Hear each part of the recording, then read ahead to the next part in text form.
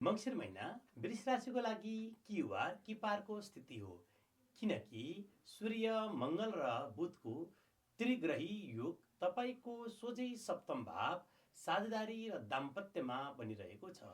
यो व्यापार र सम्बन्धमा अहङ्कारको प्रत्यक्ष टकराव वा बजारमा आधिपत्य जमाउने समय हो।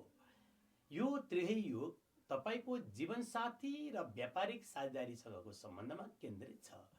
मङ्सिर 1 देखि 22 सम्म मङ्गलको सम्बन्ध आक्रामकता र बुधले मङ्सिर 8 सम्म र 21 पछि तर्क वितर्क बढाउने छ। यो अहङ्कारको प्रत्यक्ष टकराव हो र व्यापारिक दृष्टिकोणले यो शत्रुलाई जित्ने र बजारमा आधिपत्य जमाउने ऊर्जा हो। यो महिनाको टाइमिङ महत्त्वपूर्ण छ। मङ्सिर 8 देखि 21 सम्म जब बुध सातौं भावको टकरावबाट छैटौं भाव तुलामा जान्छन्, तपाईँको कूटनीतिक रूपमा विवाद समाधान गर्ने र मौका पाउनुहुनेछ। यो महिनाको टाइमिङ महत्त्वपूर्ण छ। मङ्सिर 8 देखि 21 सम्म जब बुध सातौं भावको टकरावबाट छैटौं भाव तुलामा जान्छ, तपाईँको कूटनीतिक रूपमा विवाद समाधान गर्ने मौका पाउनुहुनेछ।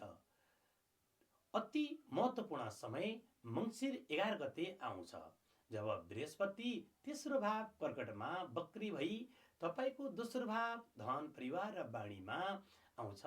यो वक्री चालले तपाईँको आफ्नो बचत लगानी र पारिवारिक मूल्य मान्यताको गहिरो मूल्याङ्कन गर्न लाग्नेछ र यो महिनाको अन्तिम टर्निङ पोइन्ट मङ्सिर 22 गते आउँछ।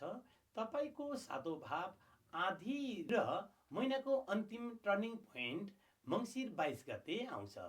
तपाईँको सातौं भावमा आधी मच्चाइरहेको मङ्गल त्यो दिन मुक्त भएर अष्टम भाव अथवा धनुमा प्रवेश गर्नेछ।